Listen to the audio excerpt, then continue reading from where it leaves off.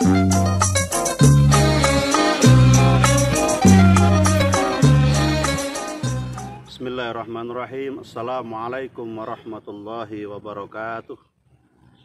Alhamdulillahirabbil alamin wa bihi nasta'in ala umuri dunya waddin. Asyhadu an la ilaha illallah wahdahu la syarikalah wa asyhadu anna Muhammadan abduhu wa rasuluh la nabiyya ba'dah. Allahumma shalli wa sallim wa barik ala sayyidina wa maulana Muhammad wa ala alihi wa ashabihi wa tabi'ina ajma'in. Pemirsa yang dimuliakan Allah, kali ini kita akan mencoba membahas satu tema yang sudah sering kita dengar di dalam berbagai forum pernikahan, walimatul urus, syukuran pernikahan, perkawinan dan sebagainya. Tema itu adalah konsep as-sakinah wal mawaddah war rahmah. Kita juga sering orang berdoa dalam pernikahan, semoga keluarga ini menjadi keluarga yang sakinah, mawaddah, warahmah. Semakin sering kita dengar, semakin menjadi biasa kata-kata itu. Tetapi kita juga menyadari banyak orang yang tidak tahu makna dari kalimat sakinah, mawaddah, warahmah tersebut. Oleh karena itu pada kesempatan kali ini kita akan coba urai satu persatu. Konsep ini terdiri dari 3 dasar konsepsi. Pertama as-sakinah, yang kedua mawaddah, yang ketiga adalah rahmah. Dan ini berasal dari ungkapan ayat di dalam surat Ar-Rum ayat 30. Bismillahirrahmanirrahim. Wa min ayatihi an khalaqalakum min anfusikum azwajal litaskunu ilaiha wa ja'ala bainakum mawaddatan wa rahmah. Kemudian ayat itu disambung bahwa yang demikian itu menjadi bahan pemikiran bagi yatafakkarun, orang-orang yang berpikir. Inna fi dzalika la ayatal liqaumi yatafakkarun. Mari kita urai terjemahan ayat itu satu persatu.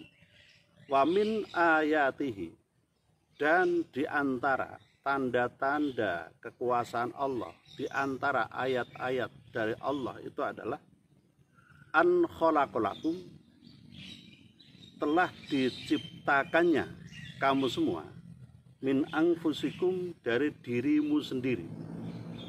Artinya manusia diciptakan oleh Allah dari jenis manusia itu sendiri, bukan dari jenis yang lain. Tentu saja kalau kita memahami pelajaran sekolah, di sana ada teori Darwin tentang evolusi makhluk. Sebagian evolusi itu mungkin benar yang ditemukan Darwin, tetapi sebagian di antara salah, di mana kalau manusia itu keturunan kera, maka ini tentu tidak benar, karena Al-Quran menyatakan bahwa manusia dari dirimu sendiri, dari manusia. Azwajan, yang diciptakan dari dirimu sendiri, dari dirimu sendiri itu azwajan, pasangan. Pasangan itu 2 yang berbeda menjadi satu, ini pasangan. Saya laki-laki, istri saya ini adalah perempuan, atau orang sering menyebut wanita. Laki-laki dan perempuan ini dijadikan pasangan. Artinya kalau laki-laki dengan laki-laki itu bukan pasangan, karena sama. Perempuan dengan perempuan ini juga bukan pasangan.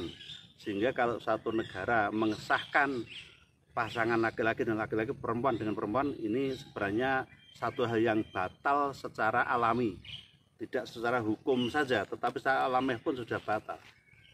Nah, saat ini kita berhadapan dengan banyaknya tuntutan negara untuk mengesahkan undang-undang pernikahan sama jenis, dan ini di dalam Islam tidak boleh.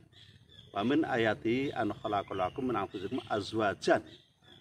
Kenapa ini berbeda harus jadi satu pasangan? Litaskunu ilaiha, agar kepadanya, kepada pasangan masing-masing itu, litaskunu, terjadi ketenangan. Sakana yaskunu, sukun itu tanda mati, berhenti, wakaf, berhenti. Artinya berhenti itu tenang. Rumah itu disebut as-sakanah, itu rumah, karena rumah itu tempat kembalinya setiap orang untuk memperoleh ketenangan. Ketika dia kembali ke rumah, di situ ada pasangannya, maka dia tenang. Ketika dia meninggalkan pasangan di rumah itu dengan harapan nanti kembali akan menemukan kembali, maka ada ketenangan.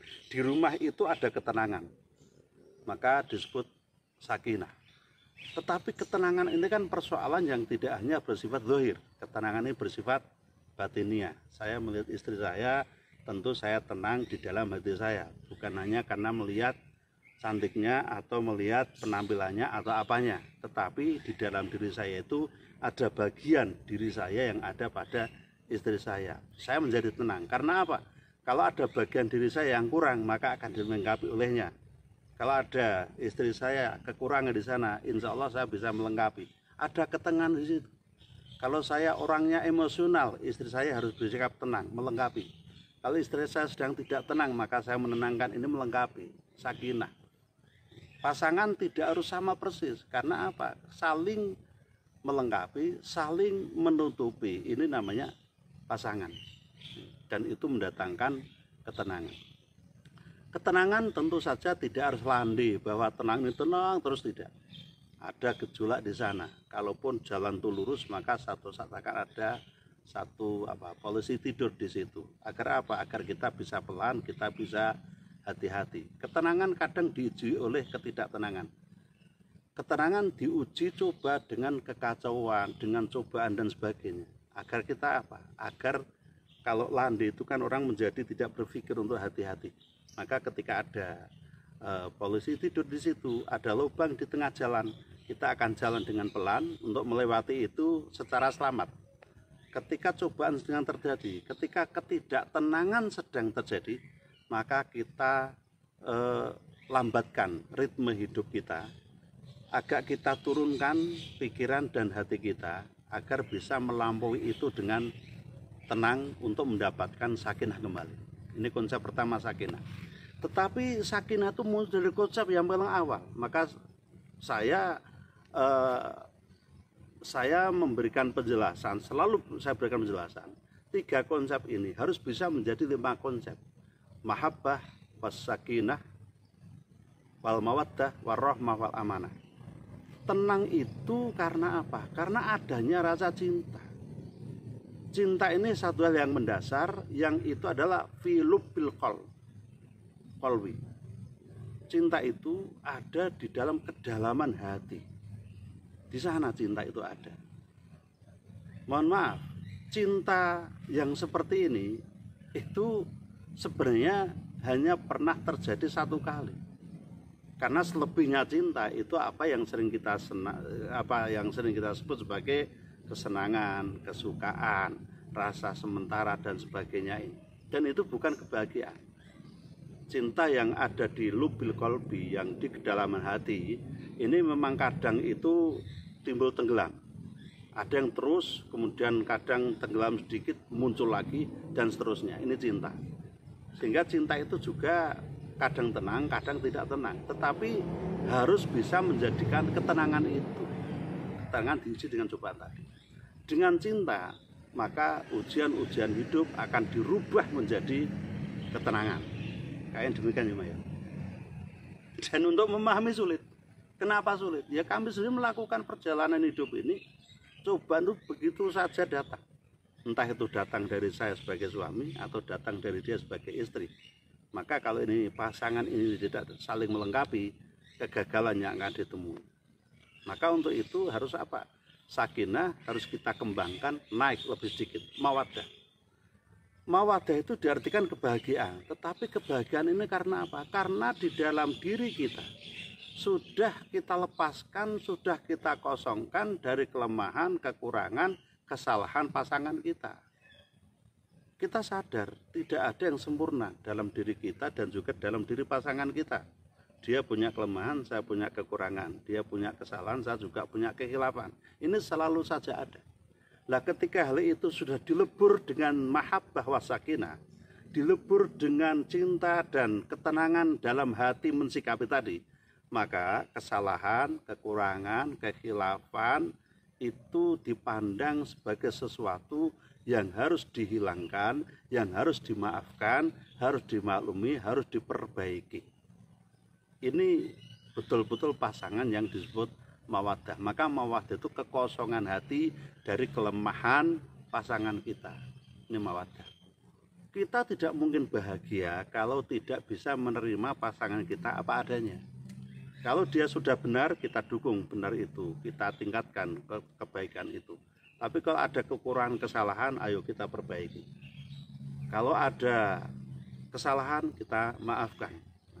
Mawaddah itu sikap untuk meminta maaf dan sikap untuk memaafkan. Itu menjadi mawaddah. Itu kebahagiaan. Kalau Anda tidak pernah merasakan kesengsaraan, Anda tidak mungkin bisa merasakan kebahagiaan. Karena bahagia itu adalah berlalunya kesengsaraan. Berlalunya kesusahan itu adalah kebahagiaan. Tiadanya kesedihan, berakhirnya kesedihan, itu kesenangan, kebahagiaan. Tidak ada kebahagiaan itu lurus, tidak ada. Ini harus kita pahami bersama. Ini mawaddah. Kembali lagi, mawaddah adalah bangunan dari mahabbah dan sakinah, cinta dan ketenangan hati, sehingga kekurangan, kelemahan, kesalahan, kehilafan pasangan kita itu kita hilangkan, kita usir jauh-jauh dari dalam jiwa kita. Kita perbaiki, kita berikan maaf, kita mintakan maaf, dan juga selalu kita arahkan, kita berikan irsyad, bimbingan ila siratal mustaqim, pada jalan yang lurus. Sehingga dari mawaddah yang seperti ini maka muncullah warahmah dan kasih sayang. Yang ada itu cuma rasa welas lan asih. Dalam hati kita cuma sifatnya itu kasihan dan rasa sayang yang sangat-sangat. Sehingga selalu saja kita mengatakan, oh ini pasangan saya yang harus saya sayangi. Apapun yang terjadi pada dia harus saya sayangi. Ini sikap dari rahmah. Rahmah ini bisa jadi karena kasih sayang kita kepada pasangan kita, maka Allah itu nazalah rahmah. Allah juga akan menurunkan rahmatnya kepada kita. Kalau kita tidak berhasil menjalin kasih sayang di antara pasangan yang ada, maka niscaya Allah juga kurang memberikan rasa rahmatnya kepada kita. Ini harus kita sadari juga. Ini kasih sayang. Kasih sayang itu adanya sifat memaklumi, memahami, memaafkan, sekaligus kepingin membawa dia pada kebenaran dan puncak kebahagiaan. Maka di sini ada konsep sa'adah fid dunya wal akhirah, kebahagiaan dunia dan akhirat. Tetapi kita harus juga tahu bahwa mahabbah, sakinah, mawaddah, warahmah, kebahagiaan seperti apapun belum tentu bisa menjamin keutuhan pasangan itu sampai akhir hidup salah satunya.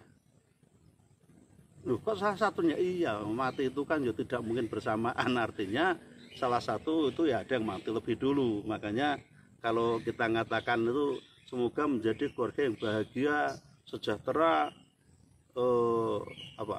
sampai keduanya meninggal dunia sehidup semati, ya ini kan cuma ungkapan bombastis untuk menyatakan saking senengnya, saking sayang. Tapi itu enggak terjadi.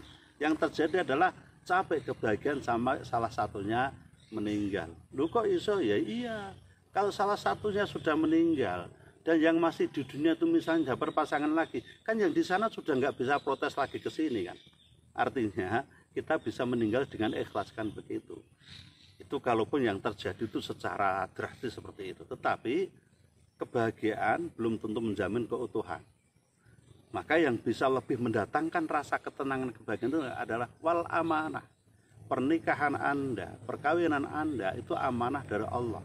Kalau sudah merupakan amanah dari Allah, maka ada konsep di situ, mari bersama-sama menjalankan perintah Allah untuk bisa juga mencapai kebahagiaan secara bersama-sama juga. Amanah dari Allah. Maka karena adanya amanah itu, dalam pernikahan harus ada saksi yang mengesahkan pernikahan antara suami dan istri. Saksi pertama, saksi kedua, biasanya begitu.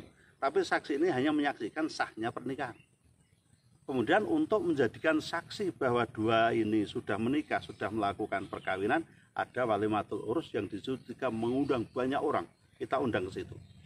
Kita undang untuk menyaksikan bahwa ini sudah menikah. Lah repotnya, kalau cerai apa disaksikan banyak orang? Enggak, tetapi ada kewajiban moral sebenarnya. Ketika kita menikah disaksikan sekian banyak orang yang kita undang, perceraian, Anda harus memberitahu ke sekian banyak orang, dan ini tentu tidak mungkin. Disitulah beratnya amanah.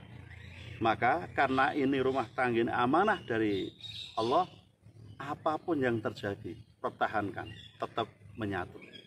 Apapun yang terjadi, kecuali ada alasan yang sangat mendasar sehingga tidak mungkin dipertahankan lagi rumah tangga, maka apa yang halal tanpa dibenci harus terjadi, yaitu cerai atau talak.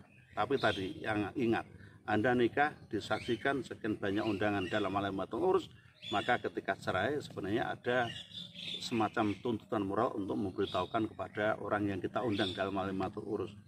Itu. Maka sebaiknya Malimatul Urus rasa ngundang uang oke, biar saksi yang bisa didana tidak terlalu banyak. Itu ya Maya. Sulit apa enggak? Sulit. Kami mengalami rumah tangga itu dengan segala bentuk timbul tenggelamnya. Saya menjelaskan seperti tadi, saya baru berlatih untuk melakukannya. Karena saya sebagai suami tentu pernah merasakan kesalahan oleh istri saya. Sama saja bisa jadi istri saya mungkin pernah juga ada kesalahan bagi saya. Tetapi itu tadi harus kita pertahankan. Walaupun itu harus dengan tangis, harus dengan rasa derita dalam hati dan sebagainya. Toh kebahagiaan itu datang setelah kesengsaraan. Sembuh itu bahagia karena sakitnya sudah hilang. Nah, demikian, semoga bermanfaat, dan kami minta doa kepada pemirsa semua agar keluarga kami selalu mahabbah, sakinah, mawaddah, warahmah, wal amanah, hingga salah satunya menghadap kepada Allah dan kembali bersatu di yaumul akhir nanti dalam kebahagiaan surga. Amin ya rabbal alamin. Assalamualaikum warahmatullahi wabarakatuh.